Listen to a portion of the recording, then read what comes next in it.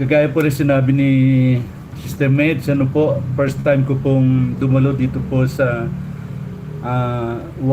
Prayer Warriors. Nakakataba po ng puso na talagang ang mga mananalangin, ano po, ay karamihan po ay mga babae. So, praise the Lord at purihin po ang Panginoon at ngayong gabi, ano po, ay alam ko na nasa tamang lugar ako. At dinala ako ng Panginoon dito for a purpose. So na-bless naman ako sa mga introduction ni Sister Meds, ano po, nakakataba ng puso. So bagamat siyempre tayo po ay talagang may mga bagay na dumarating din po sa atin minsan na hindi natin kontrolado. Pero ako po ay nagpapasalamat sa Panginoon nito pong last few weeks. Medyo tinamaan po ako ng trakaso, medyo nanghina physically. At wala po akong ginawa, kundi nahiga, natulog, ganun lang pala yun. After noon, naka-recover naman ako. So, salamat sa Panginoon. At kaya lang, umatake yung GERD ko, umatake yung ano ko, tapos yung sikmura ko, ganun. Pero salamat sa Lord, okay naman ako. So, ako po ay nagpapasalamat muli sa Panginoon. So sa mga nakarinig na po ng mga patotoo ko, praise God at kayo po ay napagpala. At ngayong gabi, tayo po ay dadako na sa ating pagbubulay-bulayan, na salita po ng ating Panginoon. Ito po ay pinamagatan kong The Prayer of Jabez. Siguro napaka pangkaraniwan na po sa inyo yun, madalas na po ninyong marinig. Marami na po kayong mga word, yung mga preacher na nag-share ng patungkol po sa prayer ni Jabez. Pero kung titingnan po natin, napakarami pong mga revelation ang binibigay po ng Panginoon sa atin sa iba't ibang pagkakataon at sa iba't ibang panahon at ganoon din po sa pangangailangan kung ano po yung pangangailangan. So ngayong gabi ay salamat sa Lord dahil ako po ay na-invite. So, privilege para sa akin. Actually, pangatlong beses na ako po ay na ako in-invite. So, sabi ko parang na to. So, salamat sa Lord. Kanina po katatapos lang din ng aming prayer meeting at talagang matindi rin po yung prayer namin patungkol po sa nagdaang lindol doon po sa party po ng Mindanao. So ganun din alam ko naman na hindi po mawawala sa mga prayer item po nating lahat yan ngayong gabi. Kaya salamat po sa Panginoon. So tayo po muna ay humingi ng gabay sa Banal na Espiritu. Tayo po ay saglit na manalangin. Ama naming Diyos na makapangyarihan sa lahat, salamat po sa pagkakataon ito dahil ikaw ay mapupuri at maitataas muli sa aming buhay. Sa pagkakataong ito, Panginoon, na kami po ay nagtitipon, Panginoon, upang manalangin. Salamat po, Panginoon, dahil marami ka pong pangako, Panginoon, sa iyong mga salita. Kagaya po ng Jeremiah chapter 33 verse 3 na kung kami tatawag sa iyo, ikaw po ay tutugon at magpapakita ka po ng mga himalang bagay na hindi namin maunawaan. Kaya, Panginoon, salamat po sa pagkakataong ito. Patnubayan mo po kami, Banal na Espiritu, at patuloy ka pong mangusap sa amin sa mga salita na amin pong pagbubulay-bulayan. Salamat po, Ama. Ikaw po ay patuloy namin itataas. Ito po ang aming dalangin sa matamis at makapangyarihang pangalan ng aming Panginoong Jesucristo. Amen. So, ngayong gabi, kung kayo po ay nakapagbasa ng Bible, sa totoo lang, siguro mga 3 beses ko pa lang po nababasa yung Bible from cover to cover.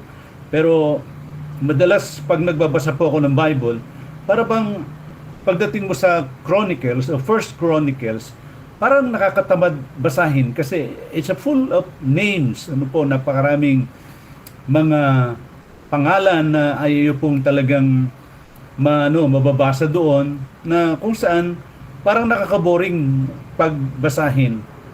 Ngayon, naalala ko rin pagka ikaw ay pag November 1, at nagpunta ka sa sementeryo, makikita mo yung mga pangalan doon ng mga lapida in loving memory of, gano'n, Tapos yung mga pangalan, ano, pag, kahit siya ka magpunta, ang dami mga pangalan na nakasulat doon.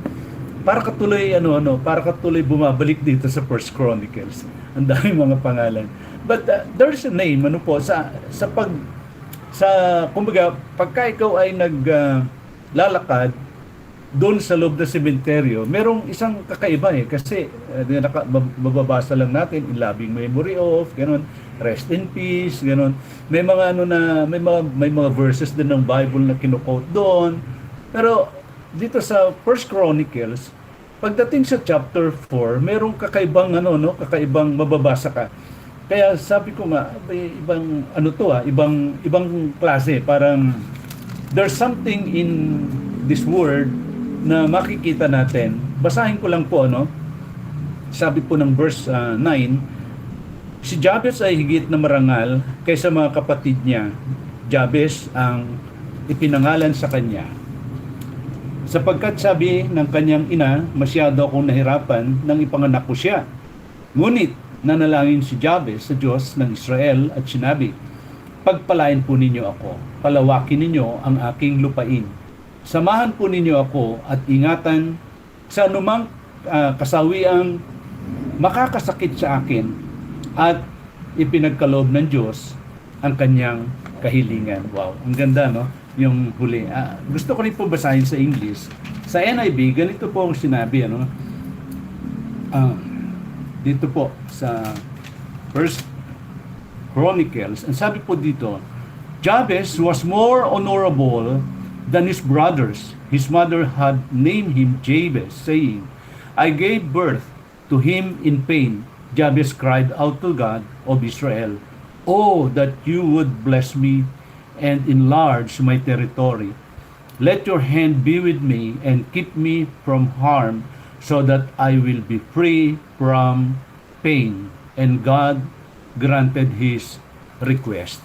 Now, kung titinan po natin yung background ng buhay po ni Jabez, makikita po natin na talagang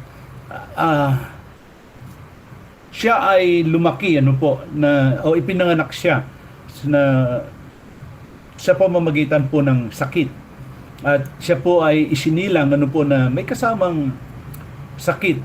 At kaya ang pangalan po niya ay talagang yung Jabez, ang kahulugan po noon ay kalungkutan o sakit. Ayon po sa mga Bible scholars, sa mga commentary ng mga Bible scholars, sabi po nila, may mga ilang puntos kung bakit ganun po nangyari. Maaring during that time na yung nanay niya ay nasa panahon siya ng kapanganakan na, at ang panahon po nila ay talagang they were on Babylonian captivity. At gera po yun. Talagang matindi.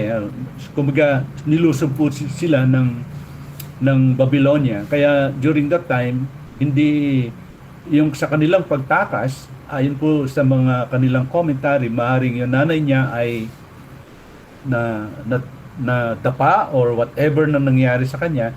Kaya nanganak yung nanay niya na wala sa panahon. So, mahirap. Maraming mga komentary na maaring during that time, kasi sila ay talagang nasa panahon ng paghihirap, ay talagang puro sakit ang kanilang naranasan. Parang kung isipin natin nung panahong gera dito sa Pilipinas, yung mga Hapon o kung sino man yung mga panahon ng Kastila, talagang talagang matindi yung mga nangyayari sa mga buntis na mga nanay nung araw. Talagang yung kanilang mga anak ay talagang nahirapan. So, parang ganito yung background o yung sitwasyon, kasi yung pinangalan siya sa kalungkutan o sakit. At pero makikita po natin na talagang hindi po hinayaan yung pong kanyang nakaraan, yung kahulugan ng kanyang pangalan ay talagang magtakda ng kanyang kinabukasan. Kasi minsan tayo po, mga tao, kung ando yung pangalan mo, nakaakibat doon yung magiging kinabukasan mo. Parang parang nakadikit na yon kung may sumpa man yun or whatever. Parang nando na yung nakatakda na yung iyong kinabukasan dun sa pangalan na ibinigay sa iyo. Pero yun ay para sa mga hindi mananampalataya. Pero para sa atin, talagang tayo ay lumalapit sa Diyos sa pamamagitan ng panalangin. At kung papansinin po natin, ito pong prayer of Jabez, ano po ay talagang napakaano niya, no? Personal yung kanyang panalangin. Wala siyang hiningi na para sa kanyang mga kababayan o para sa kanyang bansa o para sa kanyang mga mahal sa buhay, kundi ang kanyang sarili po yung kanyang hiningi, kung ano po yung kanyang panalangin. At kung titinan po natin, ano po, marami po mga tao ngayon na nabubuhay na talagang pagka ikaw ay lumaki sa isang ganung kalagayan, para kang nakatali na doon, ano po, sa kabiguang iyon. Kaya sabi nga, may narinig ako na ano ba yon, hindi raw, hindi ba yung ano ba yung word na ginamit, hindi raw kasalanan na maging mahirap, kundi may mga ganung ano, kundi ang ano raw nasa iyo kung bakit ka naging mahirap. So yun, kailangan ano talaga, kung baga lumaban ka, o ano man yung kinagisnan mo, ano man yung sangkaman, ano man yung buhay na kinalakihan mo, hindi ka pwedeng ano doon, hindi ka pwedeng maglublub doon. Sabi nga, kailangan tumayo ka, lumaban ka, at kailangan ipakita mo na talagang hindi yung pangalan mo ang siyang magde-determine ng magiging kinabukasan mo. Kaya tandaan po natin yan, na anuman po yan, anuman po yung mga sakit sa naranasan po natin, hindi po yan ang magde-determine ng buhay po natin. At makikita po natin yan sa buhay ni Jabez. At tandaan po natin, ipinakita ng buhay po ni Jabez na kanyang nakayang baguhin ng Diyos ang ating kwento kapag tayo po'y tumawag sa Kanya. Pag tayo po ay taus-puso na nanalangin sa Kanya. Ang una, makikita po natin, sa Kanyang, may mga point, po siya ng panalangin. Ang sabi po, na masarap pong basahin sa English, ang sabi po, Jabez was more honorable. Tinawag po siyang more honorable than his brothers. Ibig sabihin, mas honorable siya. Bakit kaya? Kasi alam niyo pa kung bakit? Prayerful siya, no? Talagang malapit siya sa Diyos. Kahit na ganun siya, talagang tinawag pa rin siyang honorable. That's why than his brothers. His mother had named him Jabez, saying, I gave birth to him in pain. Now ito po sa verse 10. Ito po yung gusto ko po makita po natin. Jabez cried out to God of Israel. He cried out to God, meaning talagang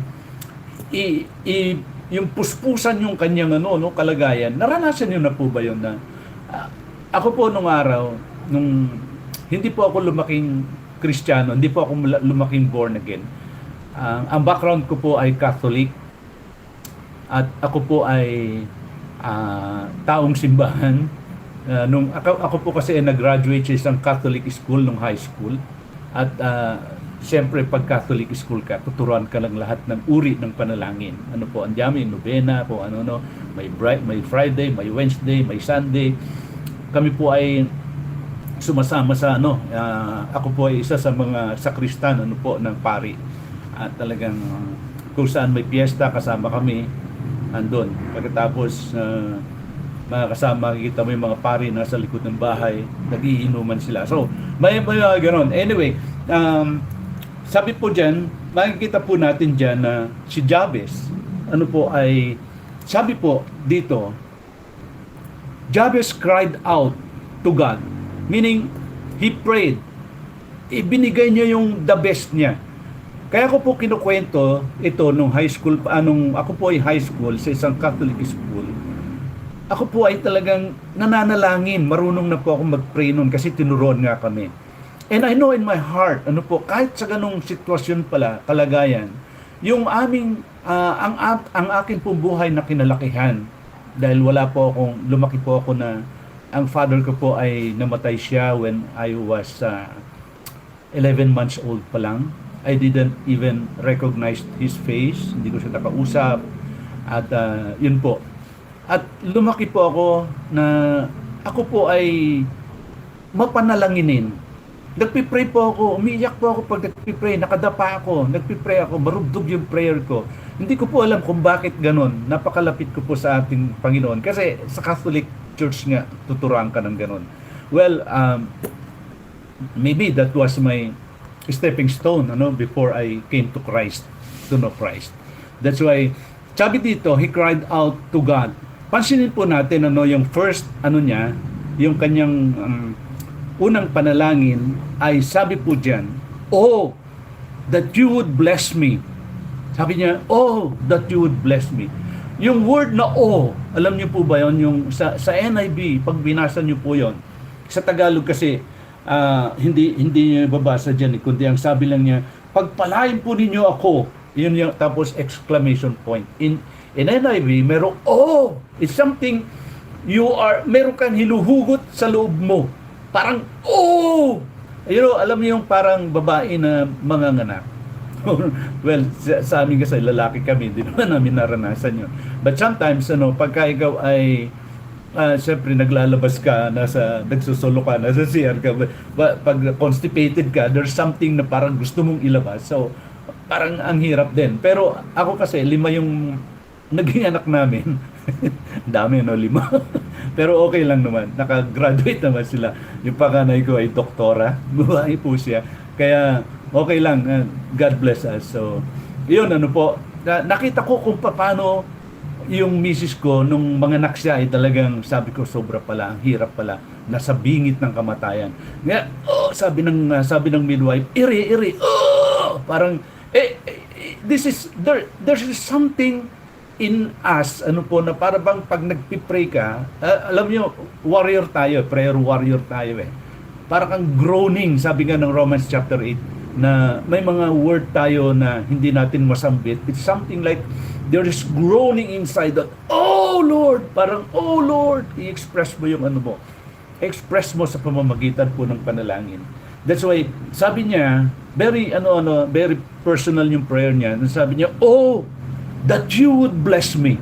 I-bless mo po ako. Sabi niya, alam niyo ba kung bakit ganun yung prayer niya? Kasi nga, kung titingnan po natin yung situation nila, ay andun sila sa isang captivity at talagang maybe nakakaranas sila ng sobrang kahirapan at talagang hindi natin alam. Baka halos hindi na sila kumain.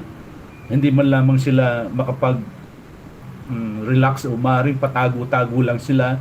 Or maaaring kung wala ka sa society nila, hindi ka nila papansinin. So, wala kang di ba? Pagka elite ka, pag mayaman ka, okay ka sa Babylonia. Parang i-spare ka nila.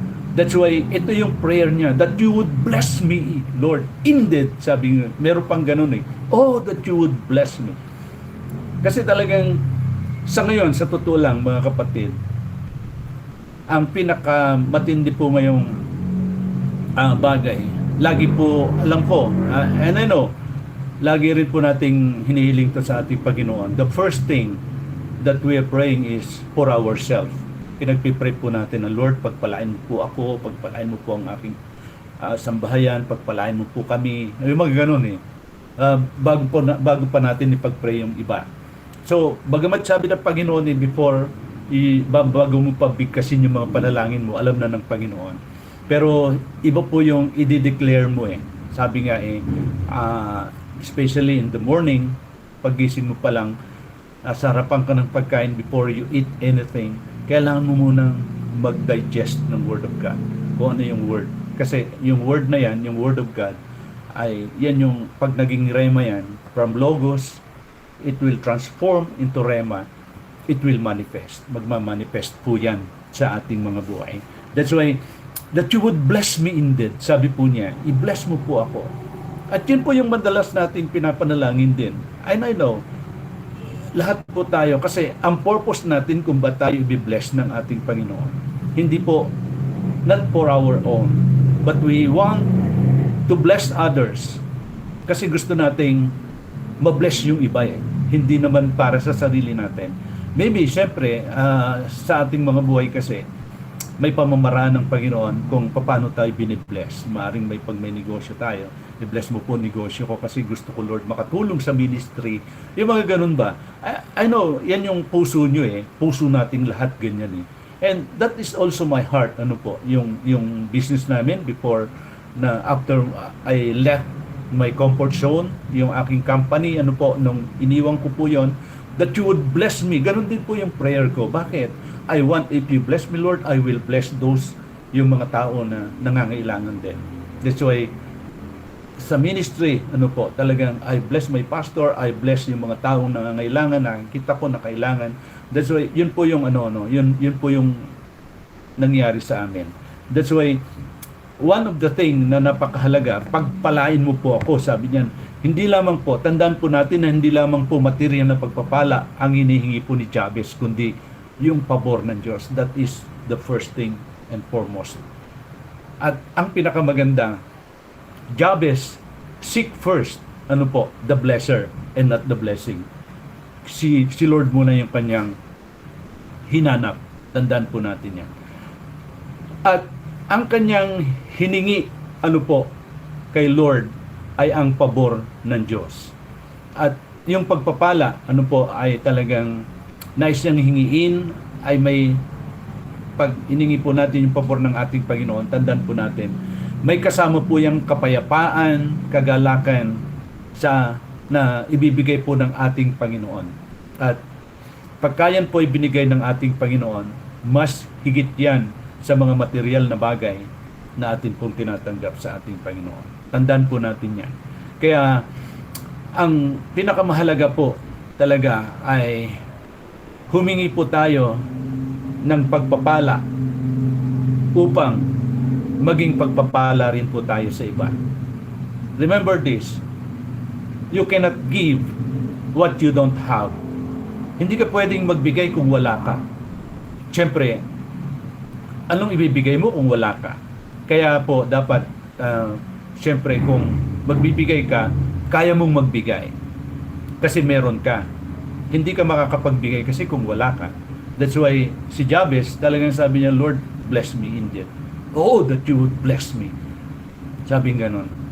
Pangalawang point, ang sabi po doon, that you would bless me. And then, pangalawa, sabi niya po, and sabi niya, enlarge my territory. Sabi niya, palawakin mo ang aking teritoryo. Tandaan po natin, sabi pa rin po ng mga Bible scholars, yung mga commentary na nabasa ko, sabi po nila, sila raw po, pamilya po ni Jabez ay siyempre may mga lupain malaki. At talagang ito po ay nung panahon ng Babylonian captivity, siyempre wala ka ng pag-aari. Kung ano lang yung tinatayuan mo, dun ka lang. Ngayon, siyempre, kailangan mo talagang manalangin para lumawak ang iyong ari-arian. At siyempre, pagdating po sa ganyan, hindi lang din po ari-arian, material na ari-arian, kundi yung malawak na impluensya, yun po yung tinatawag na napakaganda. And one of the thing that I want to share to you, ito po yung tinatawag talaga nating prayer warrior. Kailangan nating mag-warrior. Kasi nakubkob na sila eh. Kumbaga, yung kanilang kabuhayan, yung kanilang ari-arian, meron nang nagmamay-ari ng iba. Ngayon, dito po mangyayari yung tinatawag na prayer warrior. Itataboy natin sila, aalisin natin sila. In the name of Jesus, sino man yung naka-occupy doon sa dati mong pag-aari, talagang yung dati mong kayamanan, meron ka, and then parang naghirap ka, nanakawan ka, grabe talagang, palalayasin mo sila. At pag nagpalayas ka, hindi yan lalayas basta-basta. Hindi yan basta-basta lalayas. Kailangan mo talagang mag-warrior sa panalangin. Isang bagay ang hindi ko po makalimutan. Sa negosyo po namin, i-share ko lang po sa inyo. Bagamat matagal na yon. Kami po, sa business po namin, dahil po kami ay alahas, ginto, na-scam kami worth almost 5 million. That was I think 2010, mga ganon.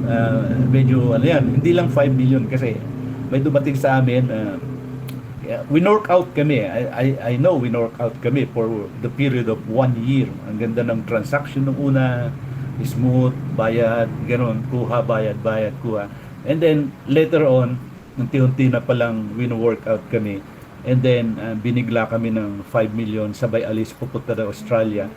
Nag-iwan siya ng cheque na talbog pala, wala namang NZ Bank, ayun. New Zealand, Australian Bank, yun yung iniwan niyang cheque na ang dami. Nung pinuntahan ko po sa Makati, wala palang fund at hindi pala yung So, ngayon, yung aming boss na kinukuhanan din namin, syempre, meron kaming supplier din ng mga ang gagandang mga mga pearl, diamond, ang gagandang mga rilong, mga Rolex, ayun. Grabe So, sabi ng misis ko, punta kami doon, hindi na ho kami, titigil muna kami ng pag-alahas, ganun, gawa ng, na-scam kami ng may 5 million, almost 7M nga kung tutusin Alagalit sa amin yung nagalit yung boss namin, hindi dahil sa kami hindi dahil ayaw kami. Sabi sa amin, bakit? Sabi, ngayon pa kayo susuko. Sabi niya gano'n, ba't ngayon pa kayo susuko? Sabi niya, eto, binigyan pa kami lalo sabi ko nga, kung hindi maayos ang relationship at hindi kami okay, baka i-demanda kami o hindi man kung ano sa amin. Pero alam niyo ginawa niya? Eto, alahas.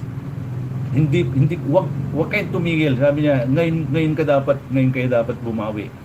Binigyan kami, pinagkatiwalaan pa kami. And then later on, nakabawi po kami. Pero yung alahas na na-scam po sa amin parang hindi na po namin siya hinabol pa. Now, may mga abogado na gusto tumulong sa amin, pero sabi ko hindi na. Hayaan, pinabayan na lang namin sa Panginoon. At hanggang sa kami doon, nakahulagpos po kami doon. Nabayaran namin lahat yung aming mga and then blessed kami ng Panginoon pa, ng higit. Alam niyo ang prayer namin na ginagawa, lagi naming prayer na mag-asawa, Panginoon, anumang ninakaw ng kaaway sa aming buhay, sa aming negosyo, sa aming ari-arian, anumang ninakaw ng dyablo sa pangalan ni Jesus, ibabalik niya sa amin ng 100 ulit. 100 ulit yan, Panginoon. Sabi ko, 100 folds, Panginoon. Yan yung declaration namin. At sabi ko, Lord, ito yung gagawin namin. Lagi, ito yung prayer namin. At alam niyo po ba, siguro mga 1 year, 2 years, bayad. Wala kaming utang. Tuwa-tuwa yung boss namin. O ayan, kung tumigil kayo, sabi sa amin. Gano'n. At ang isa pang napakaganda na ginawa ng Panginoon doon, may mga may mga tao po na talagang hindi lang yung tumulong sa amin. At bagamat hindi na namin binawi pa yon, ibinalik ng Diyos sa amin sa ibang kapamaraanan na hindi na para habulin pa namin yon. Merong kapamaraanan ng Panginoon. And that's prayer warrior. Ito po si Jabez, ang sabi po niya, that you would enlarge my territory. Kailangan nating makipag-battle. Tandaan po natin mga kapatid. Kailangan nating makipag-battle. Panghawakan natin yung pangako ng ating Panginoon. Hindi niya tayo pwedeng pabayaan. Hindi niya tayo pwedeng iwanan. Yan po yung sabi ko sa ating Panginoon dati noon. Talagang sabi ko, Lord, kung tutuusin, wala na kami, lulugmok kami. Pero sabi ko, hindi kami pwedeng tumigil. Sabi niya, that you would enlarge my territory. Sabi ko ni Jabez. At nakita ko po dito kung paano naman niya kami sinamahan, ginabayan, at talagang hindi niya kami iniwanang mag-isa. Pinagpala po kami ng Diyos. At talagang until now, bagamat sabi ko nga, physically, emotionally, parang makakapag-isip ka ng hindi maganda. Pero sabi ko, Lord, my ways, sabi mo, Panginoon, my ways are not your ways and my thoughts are not your thoughts. So Lord, ikaw na bahala. Yun po yung napakagandang ano po, yun po yung napakagandang ginawa ng Diyos sa amin. At sabi niya, palawakin mo ang aking teritoryo o yung hangganan. Ito po ay hiniling po ni Jabez sa Diyos, ano po, na kung saan ay talagang yung kanyang influence, yung kanyang pagkakataon, ano po, ay talagang sa ganung bagay, ano po. At sa ministry din po, tandaan po natin, napakabuti talaga ng Panginoon. Pagka ikaw ay hindi nag-focus sa mga bagay ng mga problema mo, i-focus mo sa gustong ipagawa ng Diyos sa'yo, ang Diyos po ang siyang kikilos, and then ikaw naman kikilos ka para sa kaluwalhatian ng ating Panginoon.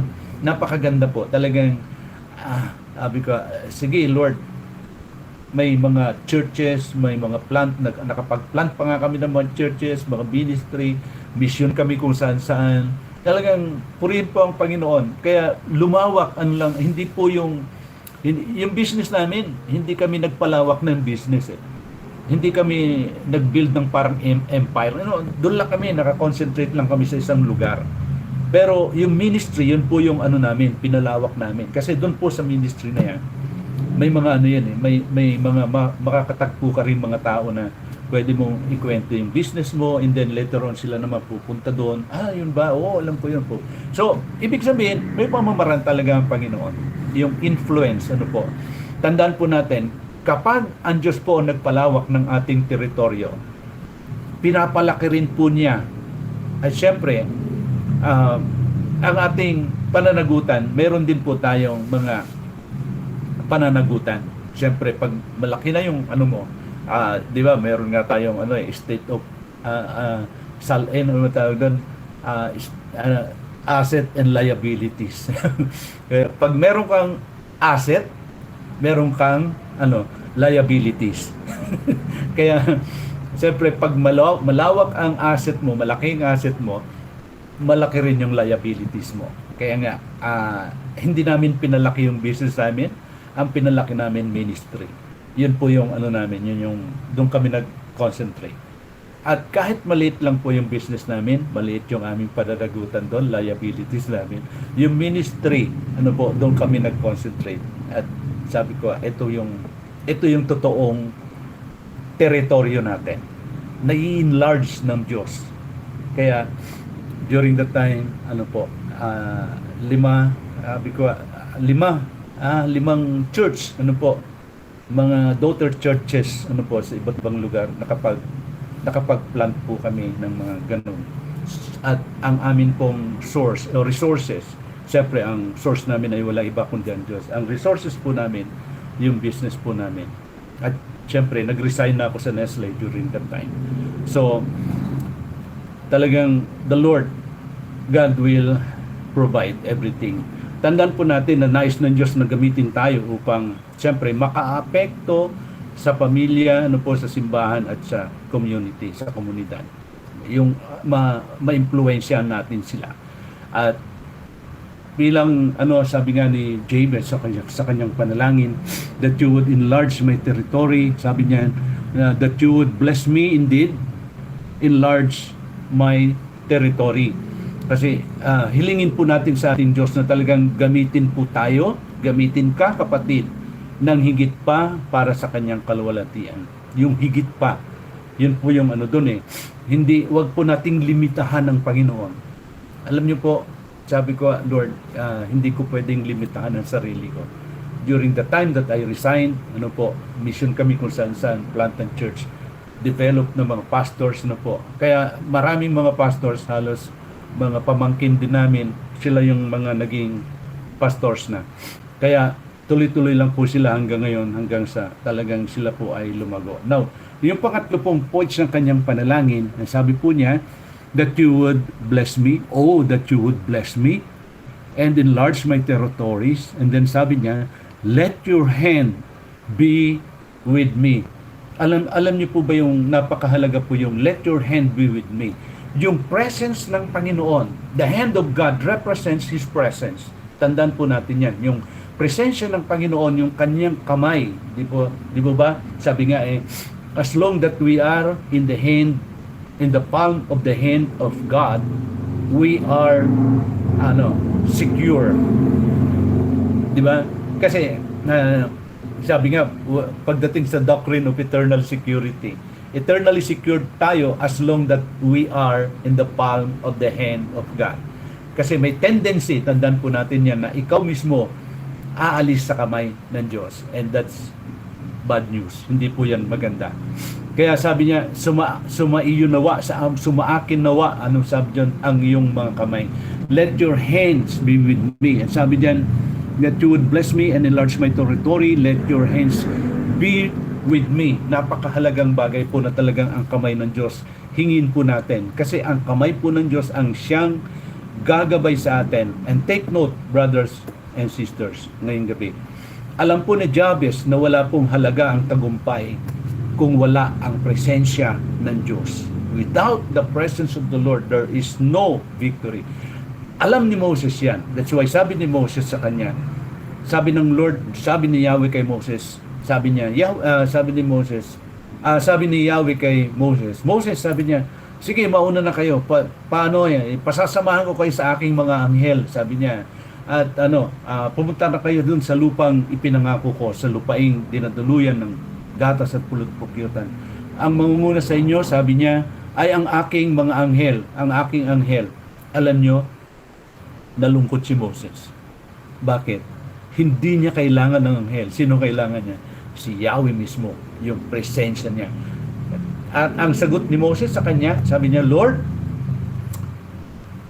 kung hindi ka sasama sa amin, hindi kami alis sa lugar na ito. We don't want to leave this place. Sabi niya, hindi kami alis sa lugar na ito kung hindi namin kasama ang iyong presensya. Tandaan po natin, ang kamay ng Diyos ay sumasagisag sa gabay at lakas at proteksyon. The presence of God, the hedges of protection. Psalms chapter 91, He who dwells in the secret place of the Most High shall abide under the shadow of the Almighty. Siya yung gabay natin, siya yung kamay niya. Siya yung sumasagisag sa kalasag natin, sa protection po natin. Ang presensya po ng Diyos, tandaan po natin, ay nagiging posible ang kanyang layunin sa ating buhay. Kung yung presensya po ng Diyos ay nasa atin, all things are possible. Kaya natin gawin ang lahat ng bagay. Because God is with us. Alam niyo po ba yung salita po ng Panginoong Diyos, sa Panginoong Jesucristo? Sa Mateo yata po yung chapter 6. At sabi niya, kung kayo'y mananalangin, di ba sabi ng Panginoon, pakinggan niyo po ito, napakaganda revelation. Kung ikaw ay mananalangin, sabi po ng ating Panginoong Jesucristo, pumasok ka sa iyong silid, sarado mo, at ang iyong Ama, na nasa langit, ang siyang nakita ng lahat mong ginagawa. Alam niyo po ba yon? The very presence of God Himself. Ito po yung iyong tinatawag na yung victory na ibibigay sa ng Panginoon, yung gabay niya. Ito yung parang ano ba yung tawag doon pag ikaw ay nanalo sa isang paligsahan. Yung ganun, Talagang siya yung kamay ng Diyos, po. At tandaan po natin, mga kapatid, kaya pala ganun ang sinabi ng Panginoong Jesucristo. Pumasok ka sa loob ng kwarto mo, saraming pinto, makipag-usap ka sa Ama, sa iyong Ama, na walang ibang nakita. Natandaan ko po nung ako po ay bago pang Kristiyano, nung nabasa ko po yun. Natutuwa po ako, para ko loko-loko. Pero ginawa ko po yun by faith. Alam niyo po ba yung ginagawa ko? Kukuha ko ng dalawang upuan.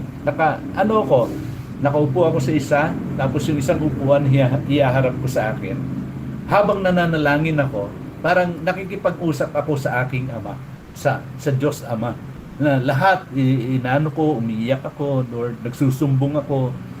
Parang in my mind and in my faith, I know that my Father is seated in front of me at nakikinig siya sa lahat ng aking sinasabi. Alam niyo, ang sarap Parang na-download mo, na-pour out mo lahat yung laman ng puso mo na walang ibang tao nakakarinig kundi ang iyong Ama na nasa langit.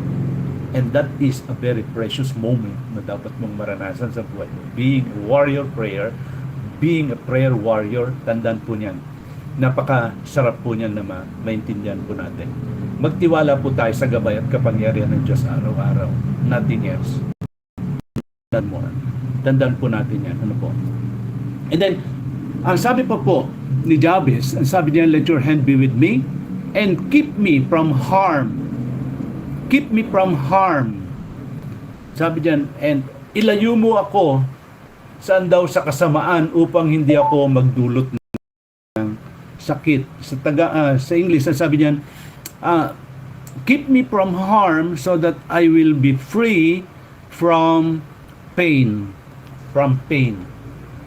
Alam niyo po sa pinakamasakit na mangyayari sa buhay po natin, makaranas tayo ng sakit po sa ating buhay. Sabi ko, itong prayer ni Jabez is very personal. Napaka-personal talaga. Para sa sarili lang niya. And that's good. Delight yourself. Narinig ko kanina. Delight yourself unto the Lord and He will give you the desires of your heart.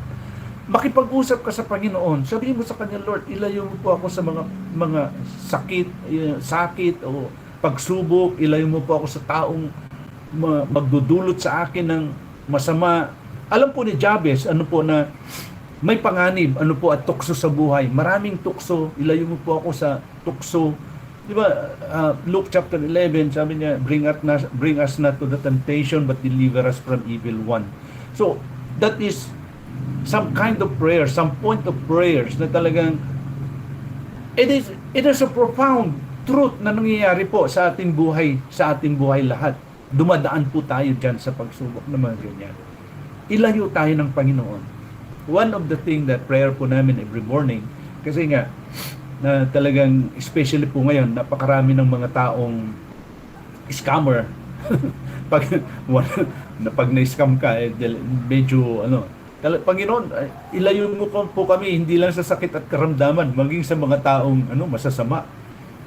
Ilayo mo po kami sa mga taong scammer. Ilayo mo po kami sa mga taong manluloko at malilinlang. Kaya si Jabez, panahon po nila, may mga panganib na niyan, mga tukso sa buhay. So, ganun din po. May mga tukso po sa buhay natin. At si Jabez, humingi po siya ng proteksyon, laban din po sa kasalanan at sa mga kasamaan na po pwede mangyari. Kasi po minsan talagang hindi natin kontrolado ang kapaligiran ng ating buhay. Magugulantang ka na lang.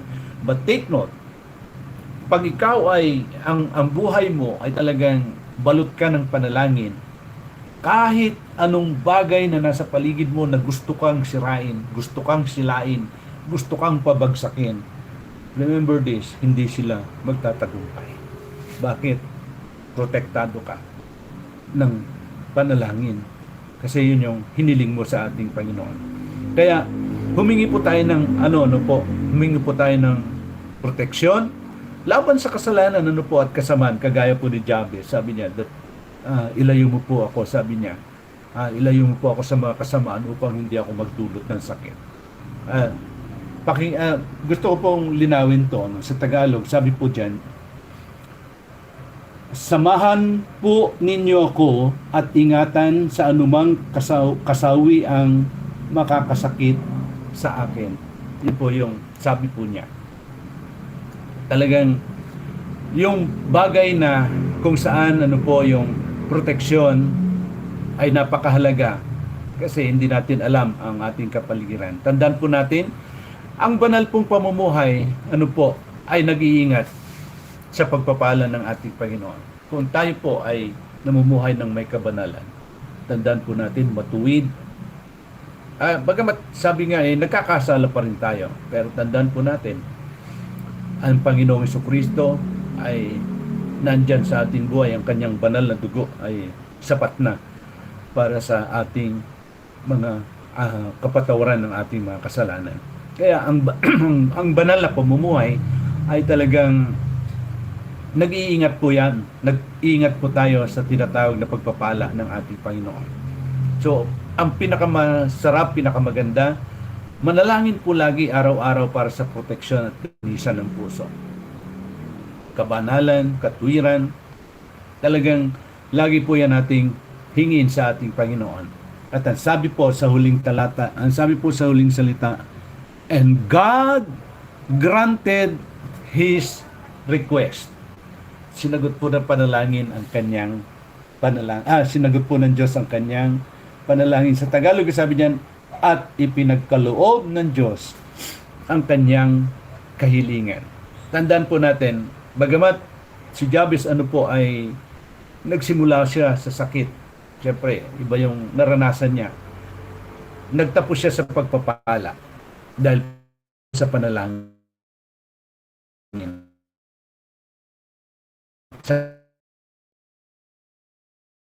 Sabi nga,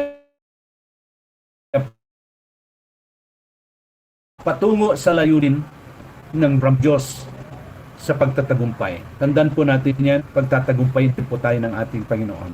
At kung atin pong titingnan, bagamat si Jabez, nagsimula po siya sa sakit, natapos siya sa pagpapala. Dahil siya ay nanalangin at nagtiwala sa ating Panginoon. Dalawang bagay, nanalangin, nagtiwala sa ating Panginoon. Huwag po tayong mag-doubt sa lahat ng ating pong pinapanalangin. Kung ano po yung sinasabi natin, panampalatayaan na natin na ito po ay mangyayari. And I know, God will hear our prayer. At ipinagkaloob po ng Diyos ang kanyang panalangin. Tandaan po natin, hindi po hadlang, hindi po kayang hadlangan ang ating buhay ng mga nakaraang, yung plano ng Panginoong Diyos sa buhay mo, kapatid, ano man yung plano ng Diyos sa buhay mo, hindi yan kayang hadlangan ng iyong nakaraan. Kung paanong dininig po, tandaan po natin si Jabez, diringgin po ng Diyos ang pusong mapagpakumbaba at nagtitiwala sa Kanya. Let us come before the Lord, with a humble heart. Isang puso na talagang mapagpakumbaba, nagtitiwala, kagaya po ni Jabez. Very personal yung kanyang prayer. Pero mararamdaman mo na talagang he is very sincere sa lahat ng kanyang binibitawang salita. Kaya mga kapatid, manalangin tayo na totoo sa ating mga puso. At ang Diyos, alam po niya ang laman ng ating puso at isipan. Sasagutin po tayo ng Panginoon. Kagaya po ng sinabi ng huling talata, and God granted His request. Gusto ko po kayong tanungin, gusto ba ninyong i-grant ng Lord ang mga panalangin ngayon? Personal man yan o sa lahat? Kung gusto niyo po, tingnan po natin si Jabez kung ano po yung mapupulot natin, ano po yung ating pwedeng kunin sa kanya.